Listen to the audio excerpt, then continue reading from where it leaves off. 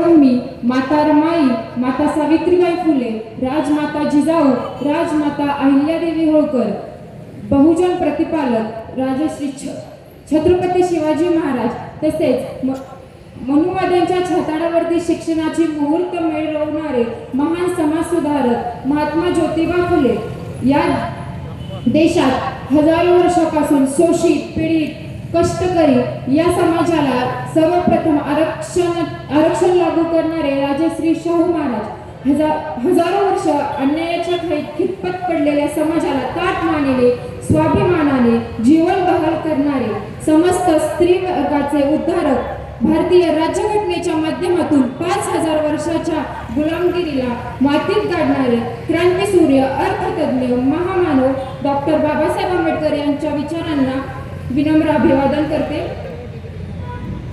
अवघड उपवर्गीकरणाच्या विरोधात आजच्या मोर्चामध्ये सहभागी झालेल्या माझ्या सर्व माता भगिनींना आणि बंधूंना क्रांतिकारी जय भीम। जय भीम।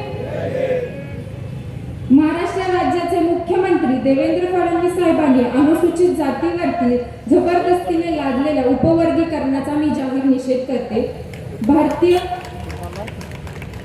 भारतीय राज्यघटनेच्या माध्यमातून अनुसूचित जातींच्या समाजाला दिलेल्या आरक्षणाचे संरक्षण करण्यासाठी आम्ही समर्थ आहोत। तरी नागपूरच्या रेशीम बागेतील जातीयवादी किड्यांना त्याची काळजी करण्याची गरज नाही। खऱ्या अर्थाने जर देवेंद्र फडणवीसांना वाटत असेल की माझा मातंग समाज बांधवांना आरक्षणाचा लाभ न मिळाल्यामुळे त्यांची आर्थिक उन्नती झाली नाही, तर मातंग समाज बांधवांना सेपरेट 5% आरक्षण देऊन त्यांच्यासाठी विशिष्ट आर्थिक तरतुदी करून त्यांचा विकास करणे देवेंद्र फडणवीस साहेबांसाठी खूप छोटे काम आहे। या महाराष्ट्रात 2011च्या जनगणनेनुसार मातंग समाजातील संख्या 24 लाख आहे।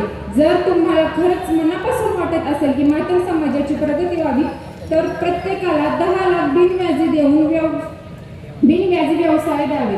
तुमच्या मनात आले तर तुम्ही ते करू शकता, पण तुम्ही ते करणार नाही, कारण तुम्हाला जातीमध्ये वाद निर्माण करून तुमची राजकीय पोळी भाजून घ्यायची आहे। बाबासाहेबांनी आम्हाला दिलेला हक्क व आरक्षणाचे संरक्षण करण्यासाठी आम्हाला कितीही मोठा संघर्ष करावा लागला तरी त्यासाठी आमची तयारी आहे।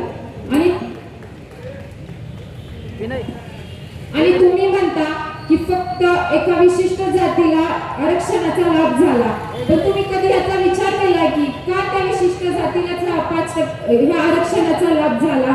त्या जातीला आरक्षणाचा लाभ झाला कारण त्यांनी संविधान निवडलं। त्या जातीला या आरक्षणाचा लाभ झाला, त्यांची प्रगती झाली कारण त्यांनी स्वाभिमान निवडला, त्यांनी संघर्षाची वाट निवडली। त्या जातीला आरक्षणाचा लाभ झाला कारण त्यांनी शिक्षणाची कास धरली। पण डॉक्टर, वकील, इंजिनियर होण्यासाठी फक्त आरक्षणाची गरज नसते, त्यासाठी शिक्षणच लागतं आणि हे तुम्ही विसरलात। इथून पुढे 5% स्वतंत्र आरक्षण फडणवीस साहेबांकडून घेऊन तुम्ही तुमची पुढील वाट निवडून भरपूर विकास करून घ्यावा, या आमच्याकडून तुम्हाला शुभेच्छा।